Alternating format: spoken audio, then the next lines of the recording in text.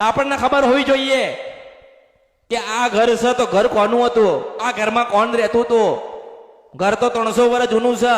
આ ગોખલો છે તો કોને બનાયો, કેમ બનાયો, અંદર માતાજી કયા છે, આ બધી શોધખોળ રાખજો. લોકો નવી નવી માતાઓના રસ જાગ્યા. હેડો મેરડીના ત્યાં જઈએ રવિવારે, ત્યાં આપણું દુઃખ મટાડશે. જ્યાં સુધી પેલા ગોખલા વાળી રાજી ના થાય ને ત્યાં સુધી પેલા શિખર વાળી રાજી ના થાય. મને ઓળખો ને તો ઓળખાય. બહુ અઘરો શબ્દ છે, બહુ ગહેરો છે ને. ગોખલા વાળી રાજી ના કરી શક્યા અને મોટા શિખર વાળી રાજી કરવા નીકળ્યા છો. તમારા અવતારમાં ખોટ પડ્યો કેવાય એમ કઉ છું. મને એવું છે જ નહીં કે હું તમને કઈક સારી 4 વાતો કરું, તમારા હિત માટે જ કરું. ના, મારું કામ આ કળિયુગમાં સદાના માટે રહેશે કે તમને ઠપકો આપીને સત્યના માર્ગે મોકલું.